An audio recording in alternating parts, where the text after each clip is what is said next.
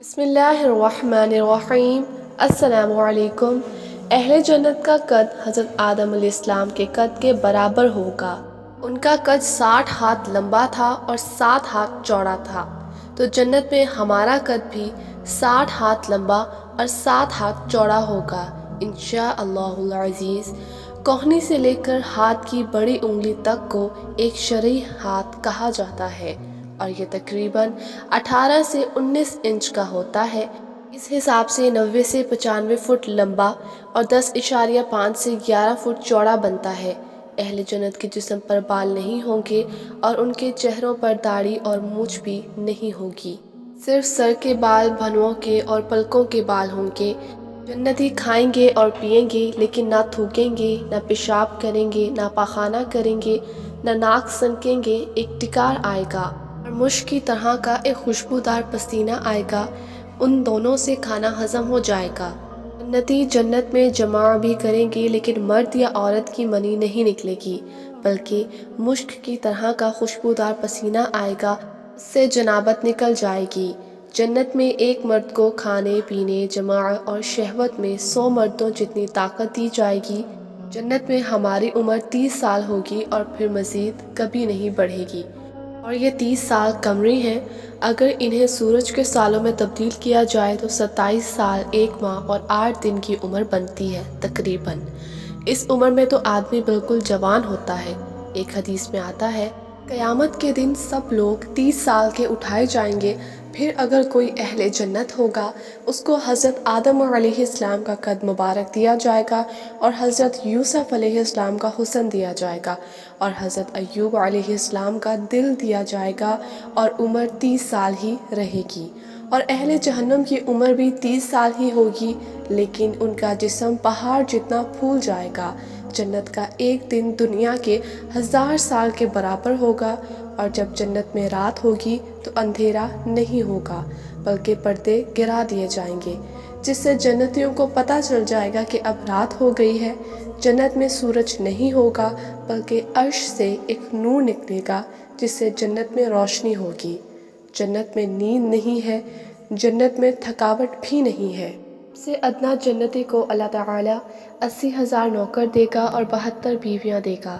سب سے ادنا جنتی بھی اپنی نعمتوں، باغات، تختوں اور بیویوں کو 1000 برس کی مسافت تک دیکھے گا، اور اللہ کے نزدیک سب سے زیادہ اکرام والا وہ ہوگا جو صبح و شام اللہ تعالیٰ کے چہرے کی طرف دیکھے گا۔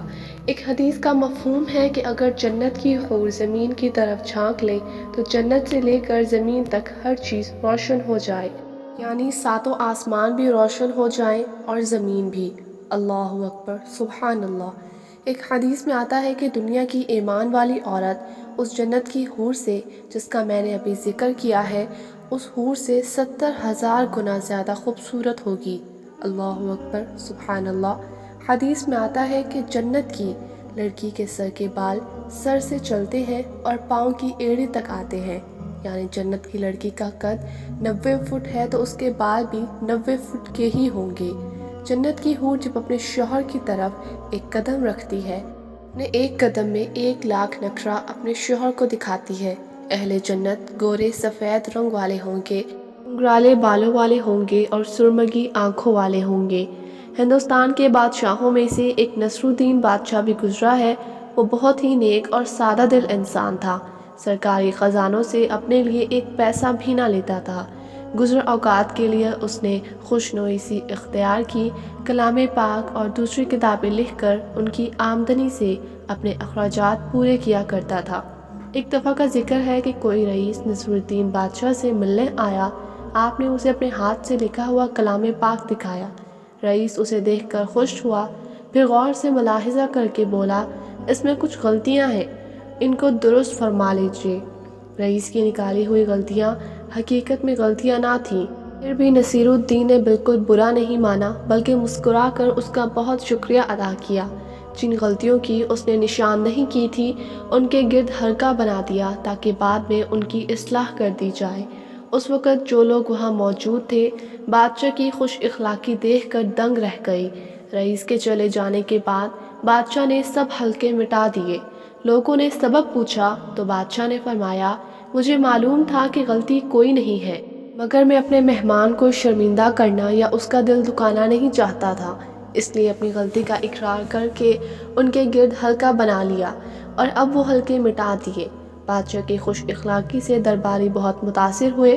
وہ حیران تھے کہ اتنے بڑے بادشاہ نے ایک معمولی رئیس کی دلجوئی کے لیے اتنا زبردست اخلاق کا مظاہرہ کیا۔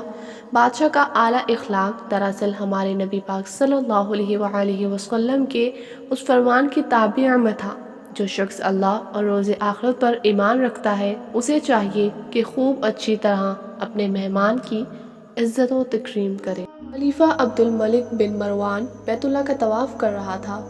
اس کی نظر ایک نوجوان پر پڑی جس کا چہرہ بہت پروقار تھا، مگر وہ لباس سے مسکین لگ رہا تھا۔ خلیفہ عبد الملک نے پوچھا، یہ نوجوان کون ہے؟ تو اسے بتایا گیا کہ اس نوجوان کا نام سالم ہے اور یہ سیدنا عبداللہ بن عمر رضی اللہ تعالی عنہ کا بیٹا اور سیدنا عمر بن خطاب رضی اللہ تعالی عنہ کا پوتا ہے۔ خلیفہ عبد الملک کو دھچکا لگا اور اس نے اس نوجوان کو بلا بھیجا۔ خلیفہ عبد الملک نے پوچھا کہ بیٹا، میں تمہارے دادا سیدنا عمر فاروق رضی اللہ تعالی عنہ کا بڑا مداح ہوں۔ مجھے تمہاری یہ حالت دیکھ کر بڑا دکھ ہوا ہے۔ مجھے خوشی ہوگی اگر میں تمہارے کچھ کام آ سکوں۔ تم اپنی ضرورت بیان کرو، جو مانگو گے تمہیں دیا جائے گا۔ نوجوان نے جواب دیا، اے امیر المومنین، میں اس وقت اللہ کے گھر بیت اللہ میں ہوں اور مجھے شرم آتی ہے کہ اللہ کے گھر میں بیٹھ کر کسی اور سے کچھ مانگوں۔ خلیفہ عبد الملک نے اس کے پرمتانت چہرے پر نظر دوڑائی اور خاموش ہو گیا۔ خلیفہ نے اپنے غلام سے کہا کہ یہ نوجوان جیسے ہی عبادت سے فارغ ہو کر بیت اللہ سے باہر آئے اسے میرے پاس لے کر آنا۔ سالم بن عبداللہ بن عمر رضی اللہ تعالی عنہ جیسے ہی فارغ ہو کر حرم کعبہ سے باہر نکلے تو غلام نے ان سے کہا کہ امیر المومنین نے آپ کو یاد کیا ہے۔